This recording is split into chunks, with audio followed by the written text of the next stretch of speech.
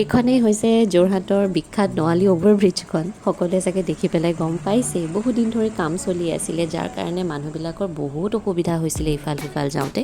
কিন্তু এতিয়া গম পাইছোঁ যে 15 আগষ্টত আল্টিমেটলি অ'পেনিং কৰিব ৱাটাৰ ৰিলিফ। আৰু আজি মই গৈ আছোঁ অফিচলৈ মোৰ দেউতাৰ লগত। সময়বোৰ যে কেনেকৈ সলনি হৈ যায় নহয়নে। আগতে দেউতাই থ'বলৈ গৈছিলে স্কুল কলেজত, আৰু এতিয়া দেউতাই থ'বলৈ গৈ আছে কৰ্মস্থলত। হ'পফুলি এদিন এনেকুৱা সোনকালে আহিব যে ময়ো মা দেউতাহঁতক অলৈ তলৈ থ'বলৈ যাব পাৰিম। গাড়ীখনটো শিকিলোঁ, কিন্তু ভালকৈ চলাবলৈ ৰাস্তাত চলাবলৈ কনফিডেঞ্চটো অহা নাই। আচলতে প্ৰেক্টিচৰ ওপৰতো কথা। মই ভালকৈ প্ৰেক্টিচ কৰা নহয়, কাৰণ মই আধা টাইম থাকোঁ গুৱাহাটীত, আধা টাইম থাকোঁ যোৰহাটত। কিন্তু এইবাৰ যিহেতু দীঘলীয়া সময়ৰ কাৰণে যোৰহাটত থাকিবলৈ আহিছোঁ, ভাবিছোঁ এইবাৰ ভালকৈ প্ৰেক্টিচ কৰিম আৰু লাইচেঞ্চখনো এপ্লাই কৰিম। মোৰ স্কুটিৰ লাইচেঞ্চ আছে, কিন্তু গাড়ীৰ লাইচেঞ্চখন এপ্লাই কৰা হোৱা নাই এতিয়ালৈকে। আৰু এয়া চাওকচোন, ল'ৰা ছোৱালীবিলাকৰ স্কুল ছুটি দিলেই। এই যে গভৰ্ণমেণ্টে গৰমৰ কাৰণে ডিচিশ্যনটো লৈছিলে, সেইকাৰণে আজিকালি সোনকালে স্কুলবিলাক ছুটি দিয়ে। ইছৰাম, এইবিলাক ডিচিশ্যন আমাৰ সময়ত কিয় নল'লে বাৰু? এতিয়াও মোৰ ভাবি পেলাই গা চা কিবাই লাগি যায়। ন' ডাউট বাৰু স্কুলৰ সময়ত বহুত ধুনীয়া ধুনীয়া স্মৃতি আছিলে, কিন্তু ৰাতিপুৱাতে শুই উঠি সোনকালে মাৰ গালিকেইটা শুনি পেলাই স্কুললৈ যোৱা, সেই গধুৰ বেগটো দাঙি আকৌ গৰমত খোজকাঢ়ি খোজকাঢ়ি স্কুলৰ পৰা অহা, উফৰাম।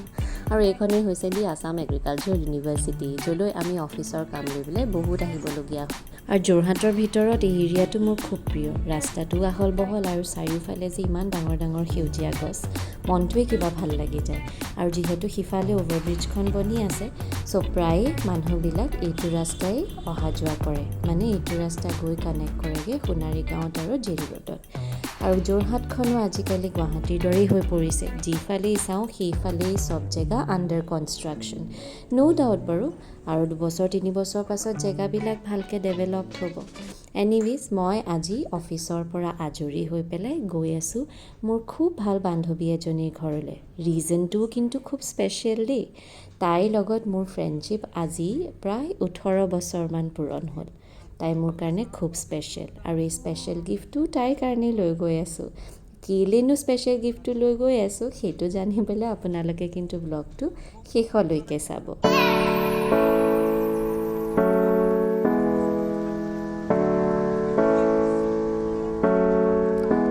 এয়া মই আহি পালোহি প্ৰিয়াৰ ঘৰলৈ। মোৰ যে বান্ধৱীজনী বুলি কৈছিলোঁ, তাইৰ নামটো প্ৰিয়া। তাই থাকে বৰ্তমান কলকাতাত, কিন্তু আহিছে বিশেষ এটা কাৰণে যোৰহাটলৈ। আৰু এয়াই হৈছে বিশেষ কাৰণটো। তাইৰ জীৱনলৈ আহিছে এজনী অকণমানি পৰী, যাৰ নামটো হৈছে খোৱাইছ। কি যে আচৰিত লাগে নহয়নে? আমি একেলগেই ডাঙৰ হোৱা, একেখন স্কুলতেই পঢ়া, সকলো সুখ দুখৰ কথা শ্বেয়াৰ কৰোঁ ইজনীয়ে সিজনীৰ লগত। আৰু আজি তাই সোমালে মাতৃত্বৰ ফেচত। মোৰ যে দেখিয়ে আচৰিত লাগিলে, একেবাৰে বিশ্বাসেই হোৱা নাছিলে। আৰু এই পুতলাজনীলৈ চাওকচোন, নাম যেনেকুৱা চেহেৰাও তেনেকুৱা। আৰু এয়া আজি মই তাইৰ ঘৰতেই লাঞ্চ কৰিছোঁ। একচুৱেলি তাই মোক লাঞ্চ কৰিবলৈ মাতিছিলে, তাইক লগো কৰা হোৱা নাছিলে যিহেতু মই গুৱাহাটীত আছিলোঁ। এয়া হ'ল প্ৰিয়াৰ মাক, আণ্টিও বৰ মৰমীয়া। মই ভাবিলোঁ প্ৰিয়াক অকণমান ৰেষ্ট দিওঁ, চ' তাই মই যোৱালৈকে গায়েই ধুব পৰা নাছিলে খোৱাইছৰ লগত লাগি লাগি। সেইকাৰণে মই তাইক গা ধুবলৈ পঠিয়াই অকণমান খোৱাইছক চাই দিলোঁ। আৰু খোৱাইছৰ বোলে এটা বৰ ডাঙৰ বদমাচি আছে। তাই এতিয়াই ধৰিব পাৰে যে কোনোবা তাইৰ ওচৰত আছেনে নাই, আৰু কোনোবা নাথাকিলে তাই বোলে টোপনি নাযায়। সেইকাৰণে মই তাইক অকণমান শুৱাবলৈ চেষ্টা কৰিলোঁ।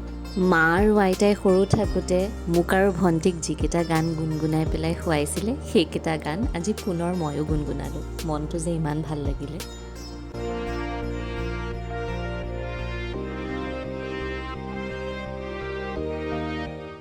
মানুহৰ যে জীৱনৰ সময়বোৰ নহয়নে?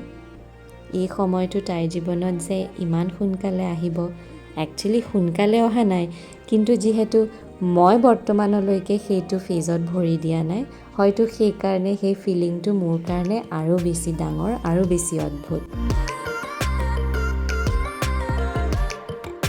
অকণমান ভিডিঅ' কৰি ৰাখিবলৈ চেষ্টা কৰিলোঁ, কিন্তু ভয়ো লাগিলে কেনেবাকৈ ফোনটো বাজি গ'লে বা কেনেবাকৈ কিবা এটা শব্দ হৈ গ'লে খোৱাইছ কিজানি উঠি যায়। সেইকাৰণে বৰ বেছি ভিডিঅ' নকৰিলোঁ। আৰু প্ৰিয়াৰ লগত যে ইমান কথা পাতিলোঁ, সুখৰ দুখৰ ভালে বেয়াই সকলো। আমি যে বৰ বেছিকৈ লগ নাপাওঁ, সেইকাৰণে যেতিয়াই লগ পাওঁ আমাৰ কথা শেষেই নহয়। আৰু এয়া কিছুমান মুহূৰ্ত ধৰি ৰাখিলোঁ গোটেই জীৱনৰ কাৰণে। আপোনালোকে যদি ব্লগটো চাই পেলাই ভাল পালে তেনেহ'লে প্লিজ ব্লগটো লাইক কৰিব, অকণমানিজনীক আপোনালোকৰ মৰম আৰু আশীৰ্বাদ দিব আৰু মোৰ চেনেলটো ছাবস্ক্ৰাইব কৰিব।